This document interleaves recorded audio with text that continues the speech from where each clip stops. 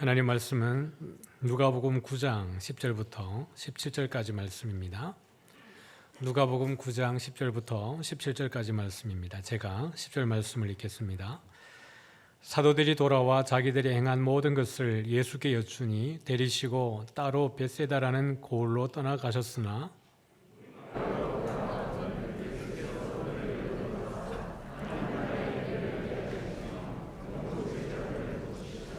날이 저물어가매 12 사도가 나와 여짜오되 무리를 보내어 두루 마을과 촌으로 가서 유하며 먹을 것을 얻게 하소서. 우리가 있는 여기는 빈들이니이다.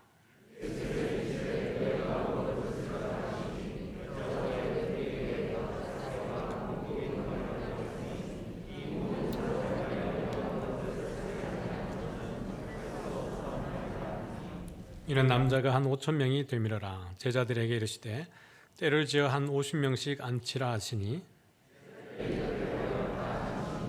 예수께서 떡 5개와 물고기 2마리를 가지사 하늘을 우러러 축사하시고 떼어 제자들에게 주어 무리에게 나누어 주게 하시니 먹고 다 배불렀더라. 그 남은 조각을 12바구니에 거두니라. 아멘.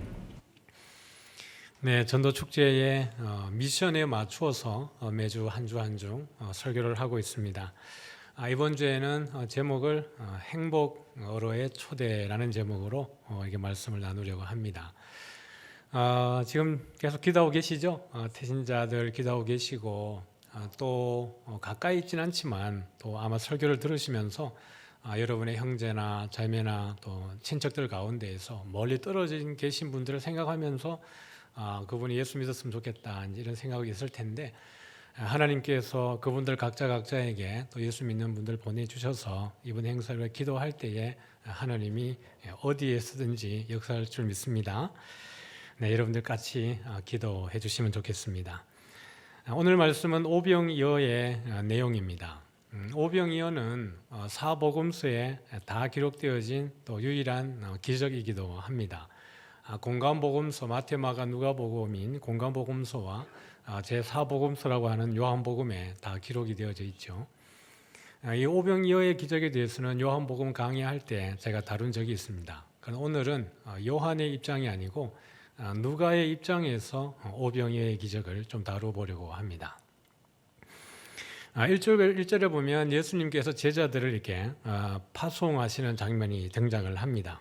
불러서 모든 귀신을 제어하며 병을 고치는 능력과 권위를 주시고 하나님의 나라를 전파하며 앓는 자를 고치게 하려고 내보내시며 예수님이 가는 곳마다 병자가 낫고 귀신이 떠나가고 놀라운 기적들이 나타났습니다. 그런데 놀라운 것은 그 기적과 이적과 놀라운 그 현상들이 예수님의 제자들에게서도 나타났다는 것입니다. 예수님께서 그들에게 권세를 주셨기 때문에 그러죠. 그러니 주변에 있는 사람들이 예수를 따르는 자기들과 똑같아 보이는 사람들에게서 놀라운 능력이 나타나니까요. 당연히 이들의 관심은 누구에게로 쏠릴까요? 예수님에게로 쏠리는 것입니다. 그 보고 있는 이 사람들에게도 놀라운 일이지만 이 사람들이 예수의 제자라는 것에 그 관심이 있기 때문에 그들의 시선은 예수님에게로 쏠려지는 것입니다. 그러다 보니까 그 관심이 누구에게까지 또 소문이 들렸냐 그러니까 분봉왕 헤롯에게까지 그 소식이 들어갔습니다. 분봉왕이라 그러면 지역을 4분할해서 4분의 1씩 통치하는 왕을 분봉왕이라 그러는데요. 여기에 분봉왕 헤롯이 이 이야기를 듣고 심히 당황했다라고 7절에 이야기를 합니다. 왜냐하면 세례 요한이 선지자이고 또 이게 죽었던 엘리야가 오는 자인가라고 생각을 했는데 자기가 세례 요한을 죽였거든요. 그래서 구절을 보니까 헤롯이 이르되 요한은 내가 목을 베었거늘, 이게 세례 요한입니다. 그래서 세례 요한은 목을 베었거늘 이제 이런 일이 들리니 이 사람이 누군가 하며 그를 보고자 하더라. 왕이 보고 싶을 정도니까 여러분 백성들은 얼마나 더 보고 싶었겠습니까? 그래서 예수님이 지금 제자들과 함께 디베라로 갔습니다. 벳세다로 갔습니다. 디베라에서 벳세다 골로 갔는데 벳세다는 그 갈릴리 북쪽 동쪽입니다. 북동쪽에 있는 거죠. 아주 넓은 벌판이고 부요한 지역이었어요. 거기에 예수님이 가니까 사람들이 우르르 몰려간 겁니다. 그 갈릴리 북쪽 가버나움은 예수님의 거의 뭐 주요 활동 무대고요. 거기서 이제 동쪽으로 옮기셨으니까 예수님을 알고 기적을 본 사람들이 전부 다 여러분 쫓아갔을 거 아닙니까? 그러니까 그 숫자가 몇 명 정도 된다고요? 5천 명. 누구만? 남자만요. 당시에 여인들과 아이들과 어르신들은 계수에서 빠졌습니다. 그러니까 이 숫자를 모두 우리가 추측을 해보면 한 몇 명 정도 될까요? 꽤 돼요. 지금은 아이를 한두 명 낳지만요. 옛날에는 저희 때만 해도 제가 오남 1녀 가운데 막내입니다. 6명이고요. 아마 이제 12분 계신 가정도 계시죠? 많으셨어요. 일단 특비 자녀를 많이 낳으니까요. 그러니까 최소한 한 2만 명 된다고 볼 수 있죠. 그러면 이 사람들의 그 동선을 보면 멀리서도 목격할 수 있는 정도입니다. 최근에 이제 불꽃 축제가 서울에 이제 여의도에서 있었죠. 부산에도 있습니다, 그죠? 11월 초에 아마 있는 걸로 알고 있는데, 그러면 많은 분들이 이제 몰려가서 거기에 이제 집결하게 될 텐데요. 조금 높은 곳에서 보면 그 수많은 인파를 볼 수 있습니다. 그러면 저게 대단한 뭔 이슈가 있구나라는 것을 이제 금방 알아차릴 수가 있죠. 그래서 오늘 본문을 보면 이제 10절에 벳세다로 가셨고요. 근데 11절을 한번 같이 읽어보겠습니다. 시작. 무리가 알고 따라왔거늘 예수께서 그들을 영접하사 하나님 나라의 일을 이야기하며 병 고칠 자들은 고치시더라. 예수님이 그 사람들을 전부 다 영접했다, 웰컴했다는 뜻입니다. 환영했어요. 마다하지 않고. 예수님이 이들을 환영한 이유는 자기의 어떤 그 주목받고 영화스러움이 아니고요. 오늘 본문도 나오지만 하나님 나라의 일을 이야기하는 데에 너무 좋은 거예요. 예수님이 가면 사람들이 몰려오니까요. 억지로 끌어모아서 야 모여 이게 아니라 그냥 저절로 오는 거니까 예수님이 입을 열어서 그냥 하나님의 나라의 일을 이야기하는 겁니다. 자신의 어떤 기적과 이적을 자랑하는 게 아니고요. 하나님이 누구인지. 그러니까 여러분 그 몰려왔던 수많은 사람들의 대부분은 유대인일 거 아니에요. 그리고 이방인들도 있을 테인데 그 가운데에 하나님 나라의 일이다라고 이야기하면 그들이 믿고 있는 하나님이 누구의 하나님이에요? 예수님의 하나님이고 예수님의 아버지예요. 그리고 거기에 서 계신 분이 그들이 믿고 있는 하나님이 보내신 분이라는 것을 예수님이 율법을 들어서 시편의 이야기를 들어서 그 구약의 선지자들의 이야기를 들어서 이야기를 하고 있는 거예요. 얼마나 좋은 시간들이에요. 뿐만 아니라 예수님이 쭉 둘러보시면서 그들 가운데에 아픈 이들을 보면 이게 나아야 되겠다 싶은 그 사람들을 보면 그들을 또한 다 낫고 치료하게 하셨습니다. 마태복음 9장에 보니까요. 9장 35절을 같이 한번 볼게요. 시작.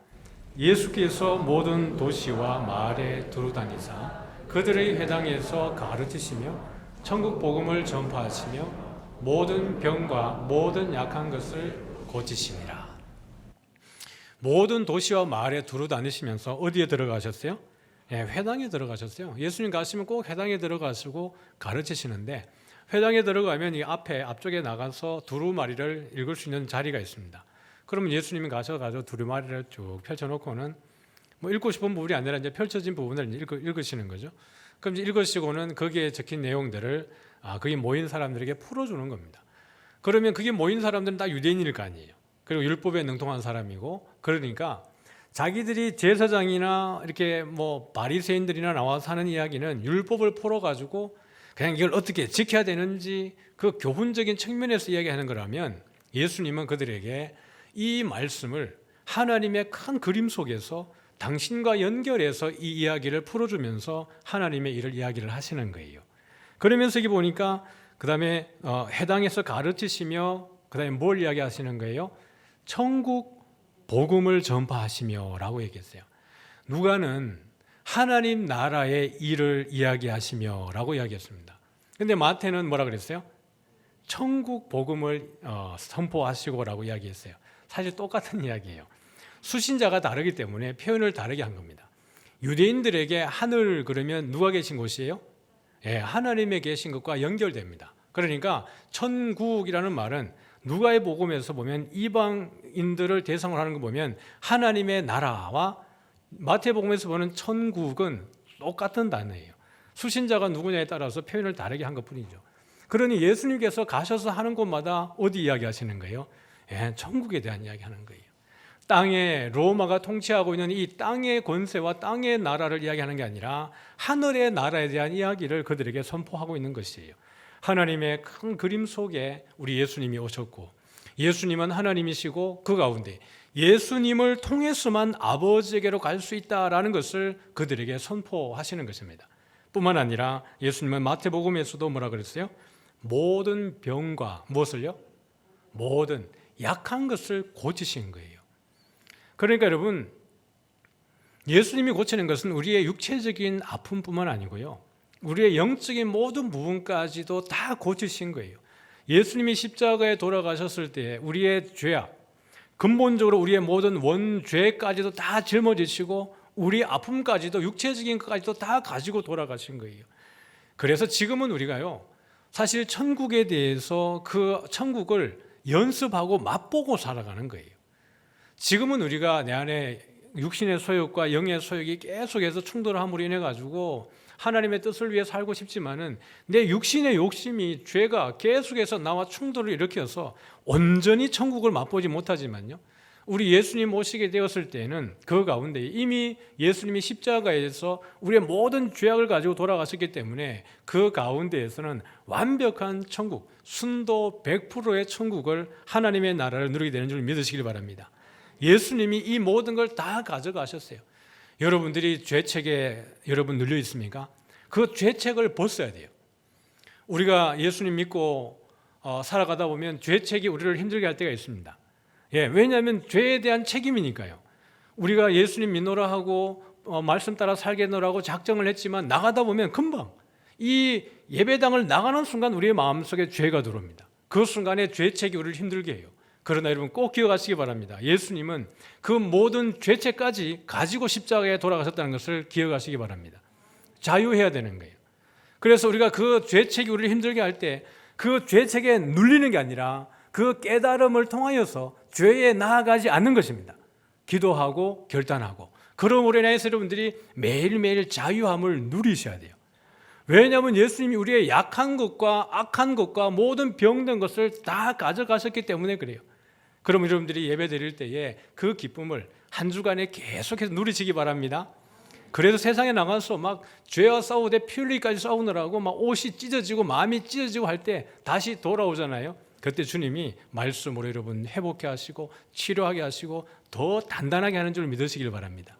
그래서 우리가 복음을 전하는 거예요. 마태복음 11장에 보면 28절부터 30절인데요. 같이 한번 읽어볼까요? 시작. 수고하고 무거운 짐진 자들아 다 내게로 오라. 내가 너희를 쉬게 하리라. 나는 마음이 온유하고 겸손하니 나의 멍에를 메고 내게 배우라. 그리하면 너희 마음이 쉼을 얻으리니 이는 내 멍에는 쉽고 내 짐은 가벼움이라 하시니라. 아멘. 28절에 보면 수고하고 무거운 짐진 자들아 라고 이야기했습니다. 누구겠어요? 죄의 짐을 지고 살아가는 모든 자들입니다. 그런 자들은 누구에게로 나오는 거예요? 다 내게로 오라 그랬어요. 예수님이 나에게로 오라 라고 이야기를 했습니다. 여러분 12회를 혈류증으로 앓은 여인이 있죠. 그 12회를 혈류증으로 앓는 동안에 이 여인이 안 해본 게 있을까요? 모든 민간요법은 다 했을 겁니다. 좋은 의원들은 다 찾아다녔을 겁니다. 모든 신들 앞에 제물을 드리고 예물을 드리고 그 제사를 드리면서 각종 우상들에게 나아가서 예배했을 것입니다. 지혜자들을 찾았을 것이고요.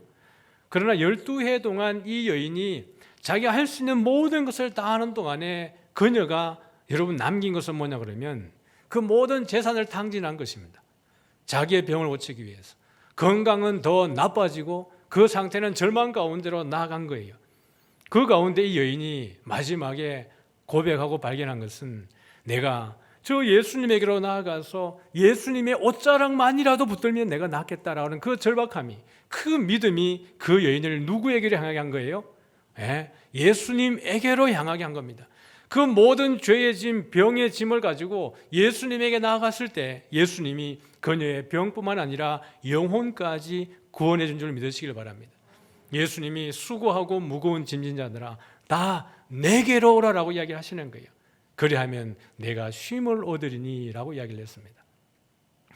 쉼은 여러분 어떤 걸까요? 쉼 그러면 무의, 아무것도 하지 않는 것. 예, 그것도 쉼일 수 있습니다. 어떤 이들은 그냥 가만히 있으면 에너지가 충전되고 힐링이 되는 분들이 계세요.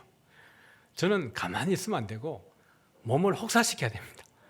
운동을 해가지고 몸을 피곤케 해야 에너지가 생기는 사람입니다. 그래서 운동을 되게 좋아해요. 어떤 사람은 독서를 하면 에너지가 생기는 분들이 있습니다. 앉아서 책을 읽고 성경을 읽고 묵상하면 힐링이 되는 분들이 계세요. 낚시도 테니스든지 등산이든지 쉼이라고 하는 개념, 안식의 개념은 어떤 우리의 몸이 그냥 아무것도 하지 않는 개념이 아니라 우리의 원기가 회복되어지고 활력이 생기는 행위를 쉼이라고 이야기를 하는 것이. 그러니까 우리의 삶이 고단하고 힘들어도 누구에게로 나아가면요, 예수님에게로 나아가면 우리가 그 가운데에서, 여러분 부흥이라는 단어 들어보셨죠? 그 부흥이 예수님 안에서, 부흥이라고 하는 것은 어떤 단체가 뭔가 숫자를 늘리고 에너지가 확산되어지는 게 아니라 개인 안에서의 그 활력의 재생까지도 부흥을 이야기하는 것입니다. 예수님 안에 있을 때 우리의 삶에 부흥이 일어나는 줄 믿습니다. 삶의 의미가 발견되어지고 내가 원기가 회복되어지고 내가 주님을 위해 사는 것이 무엇인가를 발견하게 되어지는 것, 그걸 예수님에게 갈 때 주님이 우리에게 보여주시는 거예요. 29절에 보면 나는 마음이 온유하고 겸손하니 나의 멍에를 메고 내게 배우라 그랬어요. 사실 역설이죠. 멍에를 메어 보셨습니까? 멍에는 누구에게 메는 거예요? 짐승에게 메우는 거예요. 나귀에게 메우고 소에게 메우고 그렇게 하는 거예요. 짐을 옮기기 위해서, 무거운 것을 끌기 위해서 멍에를 메우는 거예요. 멍에를 한번 이렇게 메보면요, 이게 무거워요. 그리고 이게 끌어보면 리어카를 끌면 잘 안 끌려요. 힘든 거라고요. 근데 예수님이 나의 멍에를 메고 내게 배우라는 거예요. 그리하면 너의 마음이 뭘 얻어요? 쉼을 얻으리니 그랬어요. 이게 마음이라는 거는 우리의 마인드를 이야기하는 게 아닙니다. 카르디아라고 하는 이 그 헬라어는 우리 마음을 이야기한다 그러면 여기에 쓰인 단어는 푸시케입니다. 영혼이에요. 그러니 예수님의 멍에를 메면, 예수님의 멍에를 메는 건 과연 뭘까요? 주님이 30절에 보면 이는 내 멍에는 쉽고라고 이야기를 한 거거든요. 멍에가 쉽다고요? 안 쉽죠. 그런데 여러분, 우리에 있는 이 죄의 멍에를 누가 다 벗긴 거예요? 예수님이 벗긴 거예요. 우리가 처음에 지고 있던 무거운 짐진 자들아, 내가 지고 있는 그 죄의 무거운 멍에를 예수님이 다 가져가 버리시고 오히려 아주 가볍고 우리가 무게를 느낄 수 없는 진리 안에서의 자유한 멍에를 우리에게 준 줄 믿으시길 바랍니다. 그것은 우리 주님이 모든 것로부터 해방시키신 멍에예요. 그래서 여기 멍에는 쉽고 할 때 이 쉽다라는 말 속에는 좋다라는 것도 있지만 자비롭다, 자애롭다라는 것도 있습니다. 주님이 우리에게 씌우는 멍에는 자비로운 멍에입니다. 오히려 안식하고 쉼을 얻고 원기를 회복하고 부흥을 경험할 수 있는 멍에를 우리에게 지어주신다라는 것이에요. 자유하시기를 축복합니다. 죄책감이 여러분을 힘들게 할 때에도 오히려 그 죄책감을 다 던져버리시고 주 안에서 자유한 저와 여러분 되어지기를 주의 이름으로 축복합니다. 그래서 전도하는 거예요.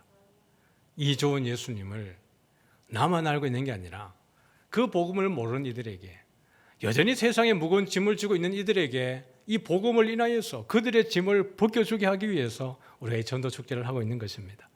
혹이라도 여러분 가운데에 아직 그렇게 기도할, 전도할 리가 없다면 괜찮습니다. 여러분, 이 일들 가운데 하나님이 마땅히 구원하실 그 사람들을 보내주셔서 이때 아니면 하나님의 때에 반드시 구원해 주시기를 함께 기도해 주시기를 축복합니다. 자, 그렇게 했을 때 12절에 보니까 이제 모여서 그렇게 이제 백성들이 모였습니다. 주님이 그 이야기를 할 때에 시간이 이렇게 저물어 가지고 날이 저물어 갈 때에 12사도가 나와서 여짜오되 무리를 같이 한번 읽어볼까요? 시작.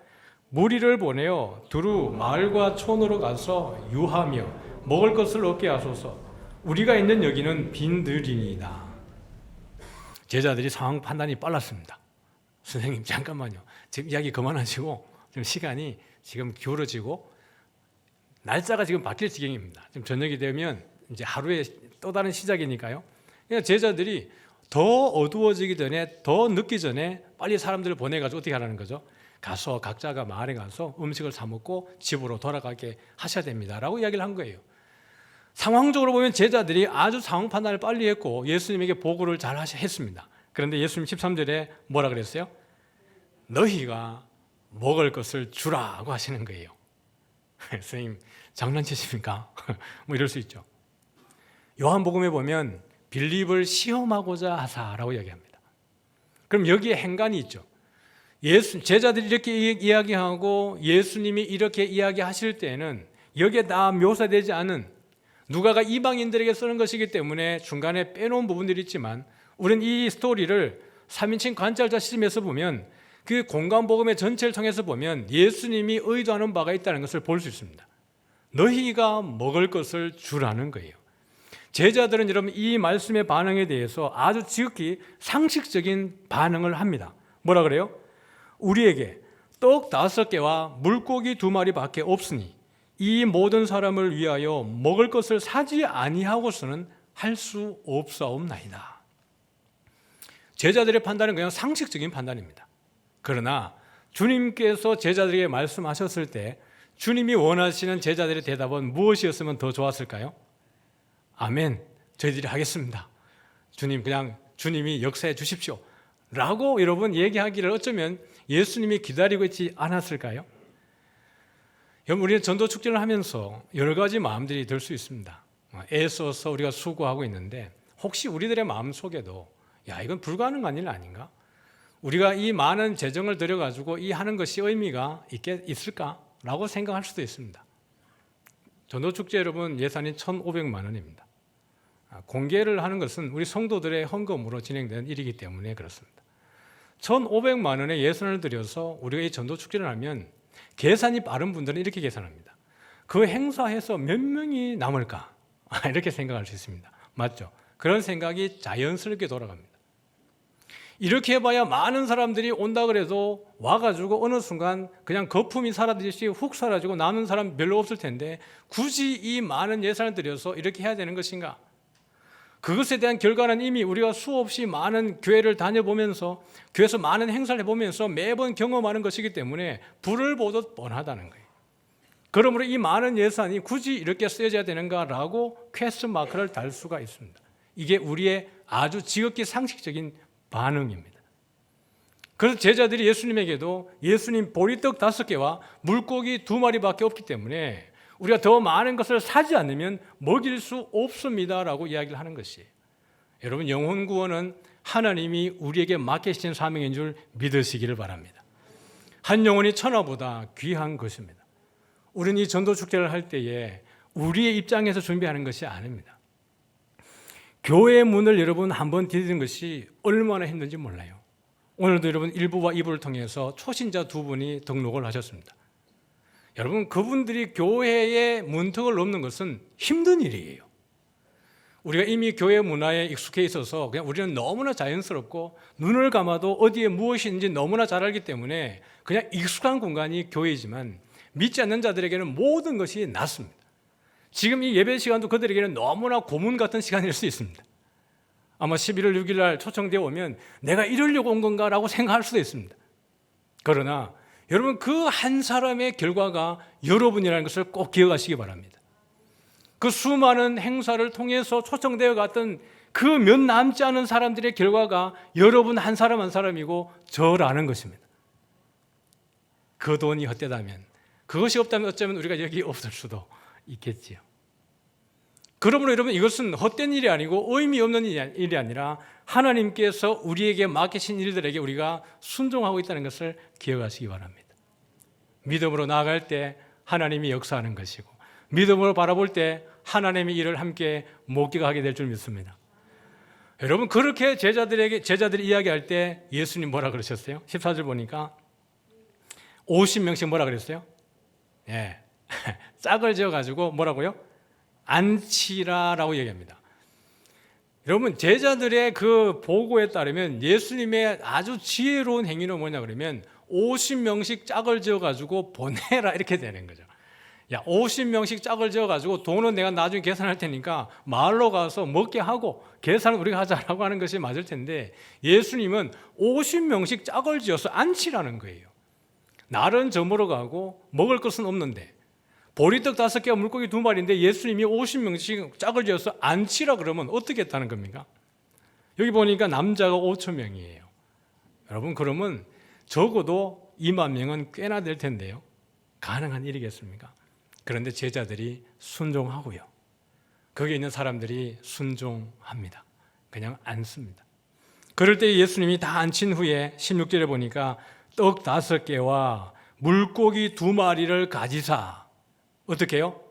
하늘을 우러러 축사하시고.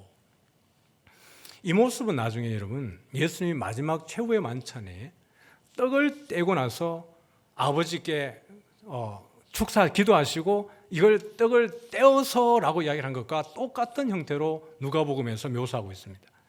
그러므로 여러분 여기서 예수님이 이 물고기 2마리와 보리떡 5개와 물고기 2마리를 들어서 축사했다라고 하는 것은 축복하시고 하나님께 찬양을 올리고라는 뜻입니다. 이것은 이 현장을 바라보는 모든 사람들에게 예수님 스스로 자신을 드러내는 일이 아니라 누가 허락하신 일이라는 거예요? 예, 하늘 아버지께서 우리에게 허락하신 일이라는 것을 공적으로 그들에게 보여주는 퍼포먼스입니다. 엘리야가 여러분 갈멜산에서 기도할 때에 여러분 850명의 바알과 아세라 선지자가 있을 때에 그 엘리야가 혼자 기도합니다. 엘리야가 하나님, 내가 여기에서 지금 이 전투에서 하늘에 불이 내리지 않으면 저 죽습니다. 하나님, 저를 위해서 불을 내려주십시오라고 기도하지 않습니다. 하나님께서 살아계심을 여기에 모인 백성들이 보아야 합니다. 하늘에서 불이 내려와야 하나님의 살아계심이 이들에게 증명되는 것이니까 하나님을 위해서 하늘에서 불이 내려달라고 기도하시는 겁니다. 바알은 죽었고 바알 선지자들이 얼마나 거짓된 것을 드러내게 하기 위해서 하나님은 반드시 여기에 불을 주셔야 됩니다라는 것입니다. 하나님의 영광을 위해서 엘리야가 기도하는 것입니다.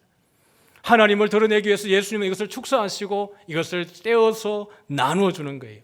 거기에 모인 모든 사람들이 예수님 방금 말씀하신 것처럼 하나님의 나라의 일을 이야기하셨고 하나님의 나라의 일을 현장에서 보여주시는 겁니다.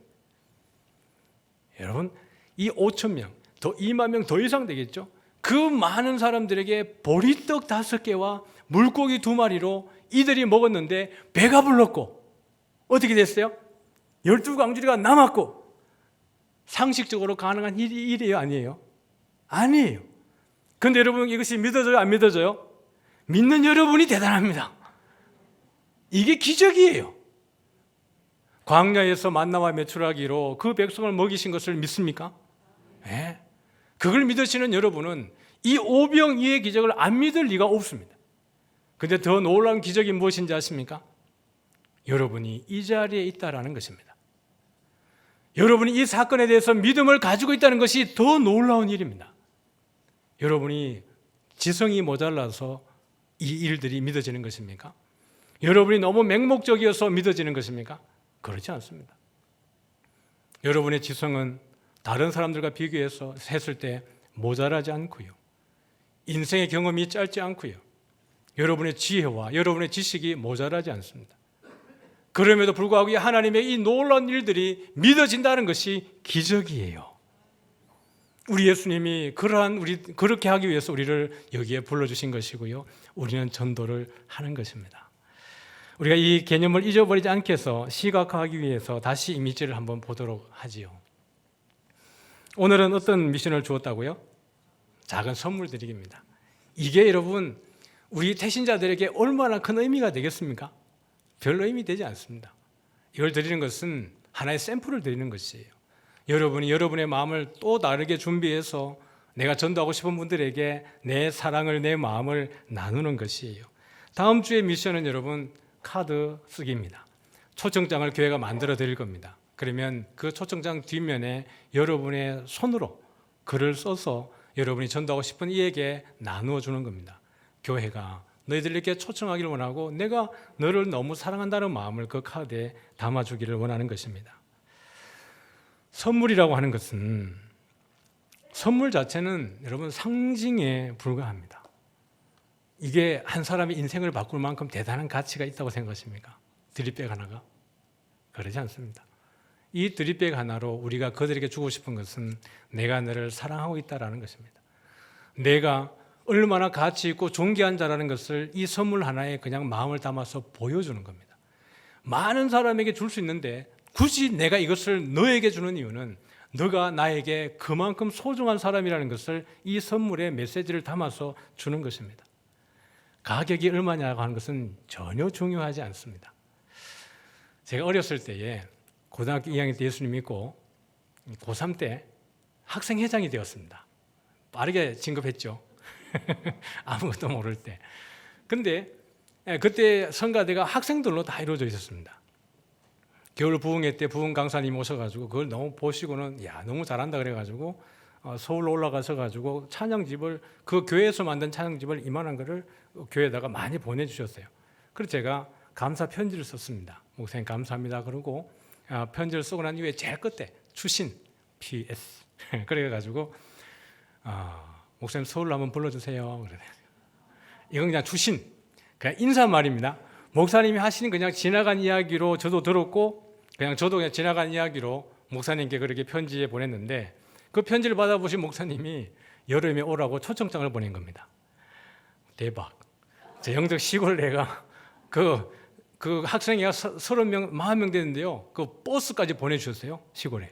그래서 버스 타고 갔다가 버스를 마지막에 태워주기까지 하시는 그 사역을 하셨는데 너무 고마운 마음에 어떻게 이 감사의 마음을 표할까 고민하다가 제가 가진 것도 없고 재주도 없고 그래서 제가 고래불 바닷가에 가가지고 조개 껍데기를 주었습니다. 그래서 그것을 제가 예쁘게 포장을 한다고 했는데 여러분 이 촌스러운 고3 남자가 뭘 예쁘게 만들었겠습니까? 지금 생각해도 민망해요. 그걸 내가 왜 만들었을까? 근데 그걸 만들면서도 이건 참 이 받는 사람이 민망했다 그랬는데 다른 게 드릴 게 없어서 그걸 만들어 드렸어요. 올라가서 드렸는데 지금 생각해도 막 민망합니다. 무슨 말씀 드리냐 그러면 선물은 마음이죠. 돈을 드려서가 아니라 마음인 것입니다. 오늘 댁에 딱 돌아가셔가지고 방을 한번 이렇게 쭉 돌아보시기 바랍니다. 내가 뭘 주면 좋을까? 내가 뭐 맛있는 거 사주기도 하고 돈을 사서 줄 수도 있지만 내가 아끼고 소중한 것을 줄 수 있는 게 뭘까? 이렇게 쭉 돌아보시면서 여행 갔다가 사신 카드도 괜찮습니다. 그게 마음을 담아서 내가 너에게 주는 거야 라고 주는 그 자체가 이미 너무나 소중한 그들에게 선물이 되는 것이고 내 마음을 전달하는 것이니까요. 그래서 다시 한번 앞에 그림을 보면 사랑은 실제를 표현하는 수단입니다. 눈으로 볼 수 있는 징표죠. 사랑한다, 너 나에게 너무 소중한 사람이야 라고 말을 해야 되지만 뭔가를 하나 눈에 보이는 것을 줌으로 인하여서 그것을 확인시켜주는 것이죠. 그러므로 여러분 스스로가 선물이 될 수도 있습니다. 내가 내 선물이야. 내가 네 곁에 있는 게 선물인 줄 알아. 맞죠? 힘든 거 있으면 얘기해. 다 들어줄게. 필요할 때 내가 너 곁에 있어줄게. 너가 커피 먹고 싶으면 커피를 사줄게. 내 인생에 너에게 선물이 되고 싶어 라고 하는 것도 너무나 좋은 의미의 선물일 수 있습니다. 그래서 여러분이 사랑을 담을 수 있는 그 무엇이든지 선물이 될 수 있으니까요.